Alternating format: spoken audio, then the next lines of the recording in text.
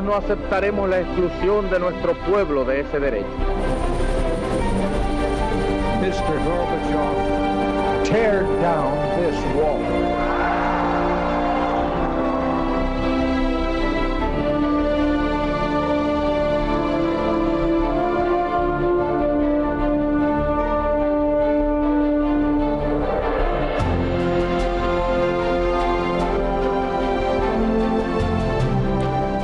Buenas noches, señoras, caballeros, bienvenidos a Tiempos Modernos. Cuando se repasa la nómina de la generación del 98, siempre hay un nombre que hoy, desde hace unos cuantos años, de repente está ausente. Se habla de Unamuno, de Baroja, de Valle, de Machado. ¿Y dónde queda Ramiro de Maeztu? Pues resulta que está proscrito. ¿Por qué? Bueno, los que más lo despachan con que fue el pensador de la extrema derecha. Lo cual es bastante injusto, por cierto, para el conjunto de la obra de Ramiro de Maeztu. Y además, el resto de la generación del 98 tampoco se explica sin Maeztu. Así que nosotros hoy apostamos por el maldito. Vamos a hablar de Ramiro de Maeztu. La mayor parte de los autores del 98 se centraron en el problema de España. Solo uno de ellos vislumbró con claridad lo que estaba pasando en el mundo: el hundimiento de las formas políticas decimonónicas, la explosión de la técnica, la universalización del dinero, el surgimiento de la figura del trabajador. Ese visionario fue Ramiro de Maeztu, a la vez de madre inglesa, nacido en Vitoria en 1875, empezó socialista y terminó siendo la referencia del pensamiento tradicional y el gran teórico de la hispanidad. Maeztu es un reformador, lo será siempre, primero como socialista democrático no marxista, después y bajo la impresión de la Primera Guerra Mundial como un profundo patriota que deja Inglaterra, donde se ganaba bien la vida, para volver a España. Aquí Ramiro de Maeztu se convierte enseguida en una de las principales referencias del debate nacional. En 1923, el general Primo de Rivera toma el poder con apoyo del rey. Maeztu ya tenía entonces un modelo: tradicionalista, católico, corporativista, hispánico. Se adhiere al régimen de Primo de Rivera, quiere dar forma política a sus ideas, entra en la comisión que debate elaborar un proyecto constitucional y lleva allí sus ideas sobre una democracia orgánica. Quedará en agua de borrajas. Decepcionado, en 1928 acepta la embajada de España en Argentina.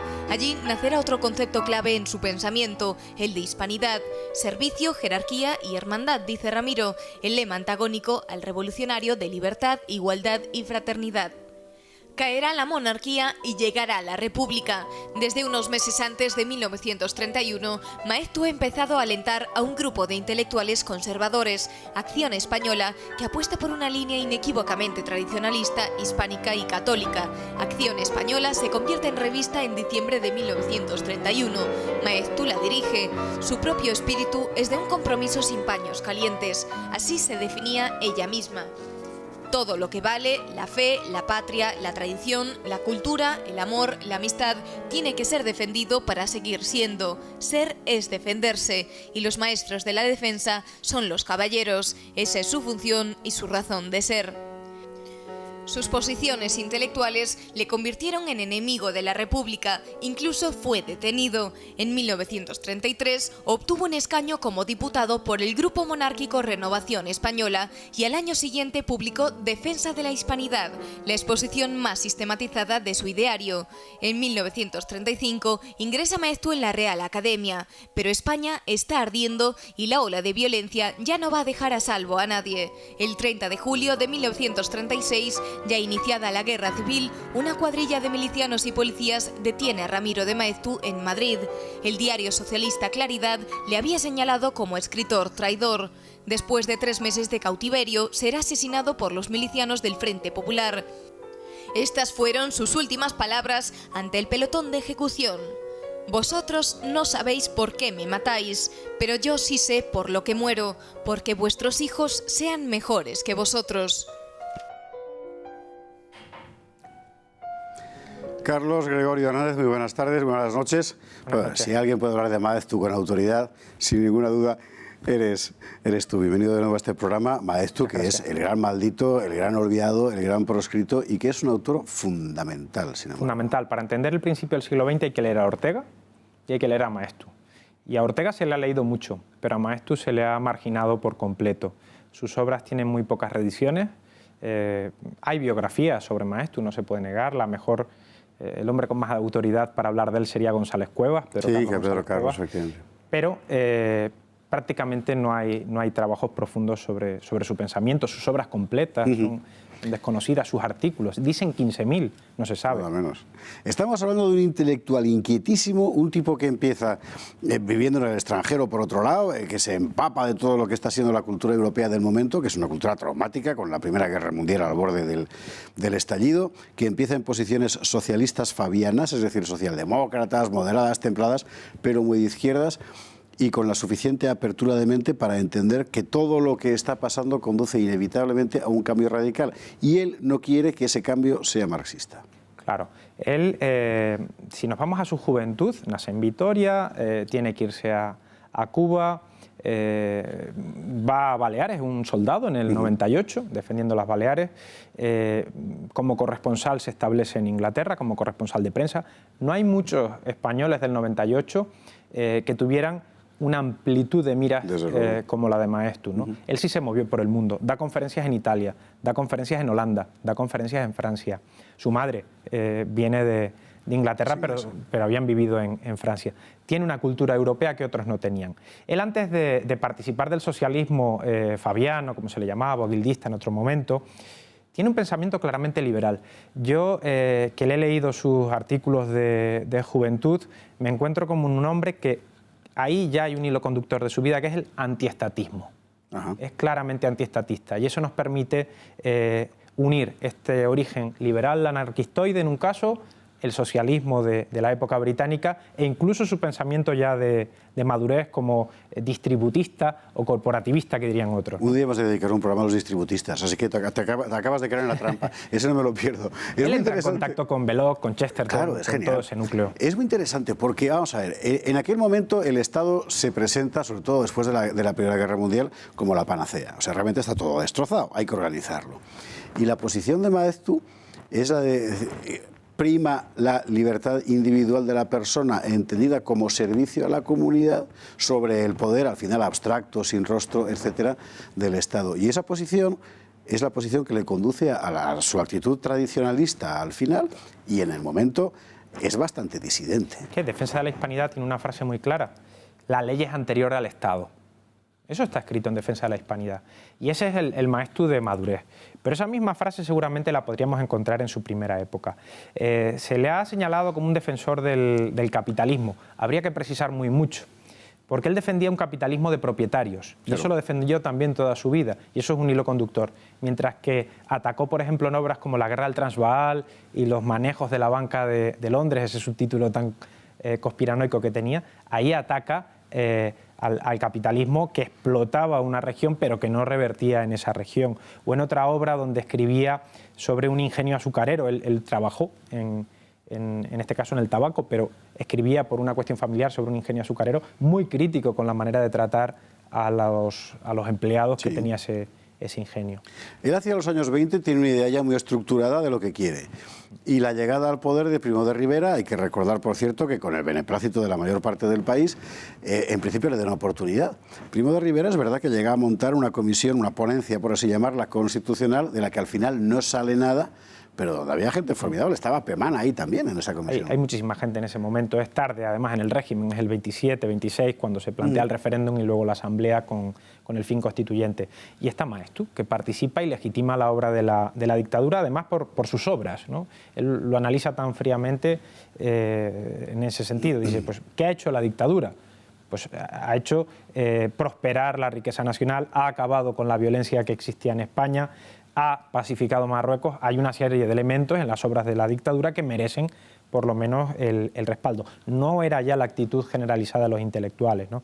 Maeztu también había ido cambiando en sus ideas desde la primera etapa, la época inglesa, sobre todo después del 16, ya tenemos un pensamiento más elaborado, y yo creo que el tiempo de la dictadura fue fundamental en su madurez intelectual, cuando empieza a apreciar lo que llega de Portugal el viaje a Buenos Aires que... A ver, de él te iba a preguntar ahora precisamente, porque en todo este interín a él le mandan, unos dicen que muy a gusto Ramiro de Maeztu, otros dicen que muy a disgusto suyo, a Argentina de embajador. Y venía colaborando toda su vida con La Prensa, el diario más importante en español del mundo, ¿no? Pero aquí descubre de repente otra realidad, o mejor dicho, otro concepto, que es el de hispanidad. Claro, ahí entiende, digamos, la versión más claramente española de lo que es la cristiandad, que es la hispanidad.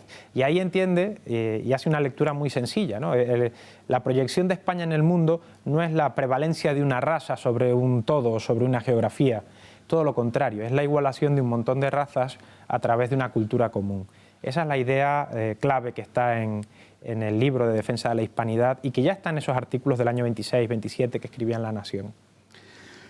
Vuelve a España y monta Acción Española. Monta Acción Española, que es una revista, por otra parte, de una calidad extraordinaria, cosa que hay que subrayar, en un momento en el que todo se está viniendo abajo a la vez, en buena parte por culpa del rey y de los monárquicos. Vuelve a España y es rechazado por todos aquellos que en algún momento de su vida habían usado su nombre o se habían apoyado en él.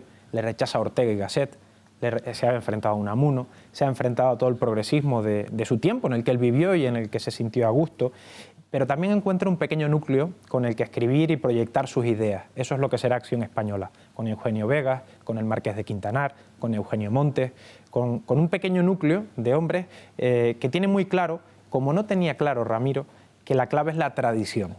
Él, a principios del siglo, escribió Hacia otra España. Sí. Y en ese libro rechazaba por completo la tradición. Dice, el futuro es la ciudad, el futuro es la burguesía, el futuro es Inglaterra. El mundo de la máquina, efectivamente. Y como hubiera escrito Joaquín Costa, rechazaba el pasado. Había que darle sepultura al Cid. Pues ahora no. Ahora la clave es la tradición. Todo pasa, el futuro pasa por la tradición, por la defensa del ser. Esa es la primera página, el preludio, donde dice, España es un árbol y la hiedra lo ha tapado, ¿no?